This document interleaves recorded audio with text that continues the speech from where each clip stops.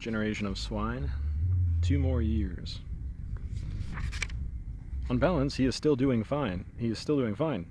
Says a White House counselor, and his problems are all fixable because it's still early. Newsweek memo on George Bush, April 31st, 1986. Jimmy Carter was on TV last week, promoting his new book on the Larry King Show, and having a bit of sport with the working people in Washington. David Stockman had already put blood in the water, and the scent was irresistible. Jimmy was in a good mood, very wise and relaxed. But if there was trouble in the big house, he definitely wanted a piece of it. There was not a lot of talk about his book. He was hooked up with King on a remote feed from somewhere in Alabama, a safe distance from Washington, and as he talked, you could almost hear the mind of the long-distance sniper at work. He felt sorry for the president, he said. Reagan was not only wrong and dumb, but now his advisors had betrayed him, and the rest of the world was treating him like a stuffed owl because they know he'll be gone in 2 years. Carter leaned heavily on this last point. It was nothing personal, he said, and not even partisan politics. But somebody had to say it. The President of the United States no longer has credibility anywhere in the civilized world, except Santa Barbara. All world leaders understand this, Jimmy explained. They know Mikhail Gorbachev is going to be around for a while, and they know Reagan won't. So of course they'll do business with the Soviets. They might humor Reagan, like they did at the summit meeting in Tokyo, but they will pay attention to Gorbachev because they know in their hearts they will probably have to talk to him again. It was ominous wisdom, but nothing special. And any Southern politician can tell you about the hazards of making deals with a lame duck governor, and Carter understands this as well as anybody. He did not get to the White House by misunderstanding politics.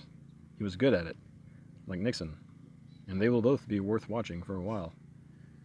We are in for some serious politics in the next 2 years. The most powerful job in the world is going up for grabs, and George Bush is the only one standing in line for it.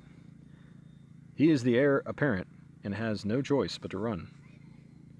This has created what they call an interesting situation in the political community, where the current betting on George has taken a turn for the worse. After years of dutiful hibernation as vice president, he has suddenly come out of the closet and taken a serious flogging every time he opened his mouth. People called him a fool and a wimp, and his chances of winning were openly mocked in Washington. He was like a mechanical rabbit in a greyhound race, they said. Just a creature for setting the pace. Many others would soon be in line with him, and the odds were not on his side. Only one sitting vice president since Thomas Jefferson has ever been elected president. That was Martin Van Buren in 1836, a Democrat, who won more or less by default. The once powerful Whigs were so far gone at that point that they couldn't even decide on a candidate. George Bush will not be that lucky. Nobody is going to default in 1988. The stakes are too high, and the preachers will not make the nut. The starting line this time is going to look like the front row at the Honolulu Marathon. There will be many candidates, but most of them are still trying to lie low. Not even Pat Robertson has declared, despite Carter's observation that he is drawing huge crowds every time he appears in Iowa. Jimmy smiled the old smile when he said this. Pat Robertson is not going to win anything in 1988, and neither is George Bush. These are fast times in politics, and frontrunners are swiftly discredited. Lyndon LaRouche has come and gone in the quick space of 2 months, and George Bush will not last much longer. He will be gone by June, according to oil industry analysts, when the price of gasoline is up by 15 cents a gallon over May, and people are full of hate. That will not be a good time for any frontrunner to be publicly identified as the man who killed cheap gas in America. But Bush is going to be stuck with it. The electorate will tolerate almost anything except a sudden, unexplained jump of 15 cents a gallon at the pump in a time of world glut on the oil market. That will not be politically acceptable in a year when Americans are suddenly afraid to travel anywhere in the world except in their own country. Between the menace of terrorism and the promise of cheap gas on the highways, a lot of people figured it was better to drive to Vancouver or even St. Louis instead of flying off to some place like Cairo or Greece and risk getting blown sideways out of a TWA jet at 30,000 feet above the Sea of Sardinia. It was humiliating, but it was not a bad deal at the price.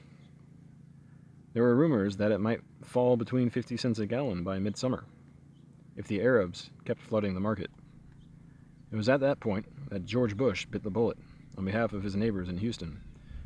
It was not what he wanted, but it was the thing that had to be done, for political reasons.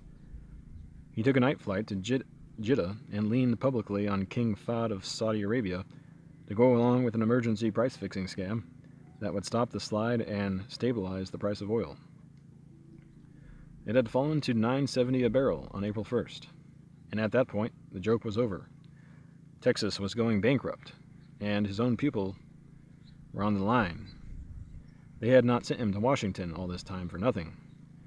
And George understood, like a champion. By the time he got back from Jeddah, the price of oil was rising sharply.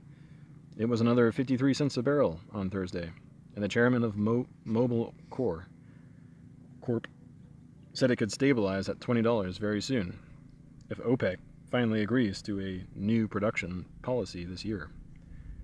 King Fahd shrugged it off, but he let George get out of the country before he denounced him as a dumb brute.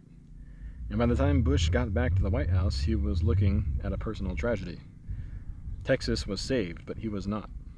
At 15 cents a gallon, he was doomed to a fate like the ancient mariner. The albatross was on him, and he will be better off out of the race. Others will come and go before he dies in a fog, like George Romney. We will march on a road of bones, he said, and then he disappeared. May 12th, 1986.